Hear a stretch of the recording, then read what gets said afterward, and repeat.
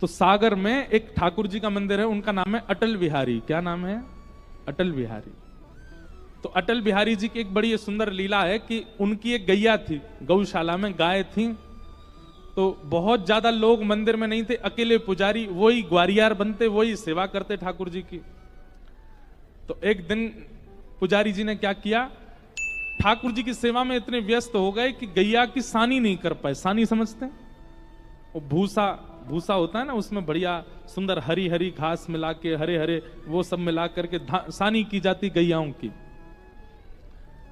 तो पुजारी जी सानी करना भूल गए, रसोई घर में किसी सेवा में लग गए। तो स्वयं अटल बिहारी लाल स्वयं अपने मंदिर से निकल करके गए और स्वयं जाके गैया की सानी करके आए। इसका पता कैसे चला? जैसे ही पुजारी जी रसोई से वापस आने लगे, सोई ठाकुर जी भागे और भाग करके जाके ऐसे खड़े हुए तो पूरे मंदिर में भूसा जो गाय खाती वो पूरा फैला पड़ा था। अब पुजारी जी बोले यहां भूसा कहां से आ गया?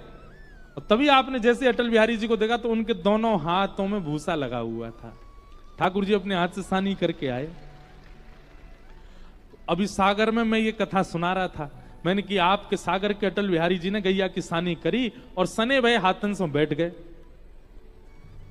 कथा पूरी करके जैसे मैं जाने लगा तो एक भाई दौड़ा दौड़ा आया मेरी गाड़ी के पास, और गाड़ी में जैसी कांच खुला, भीड़ बहुत थी, तो चिल्ला के बोला, महाराज जी आपने अटल बिहारी जी के हाथों में भूसा लगा, ऐसा कह दिया था कि उनके हाथों में भूसा लगा हुआ है, अटल बिहारी जी ऐसे आके बैठ गए।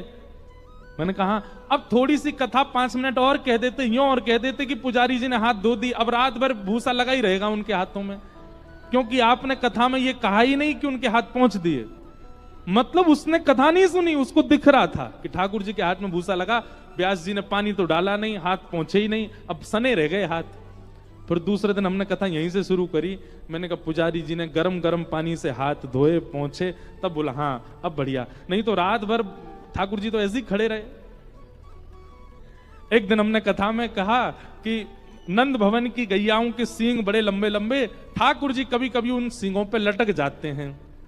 और इतना ही कह के हम आगे चले गए। ठाकुर जी कभी कभी ऐसी क्रीड़ा करते हैं। अब मैं कथा करके जैसे दौड़ा दौड़ा फिराया, बोले महाराज जी आपने ठाकुर जी गैया की सींग पे ही लटका दिए, नीचे तो उतारे ही नहीं, थोड़ी सी कथा कह के नीचे तो उतार दो।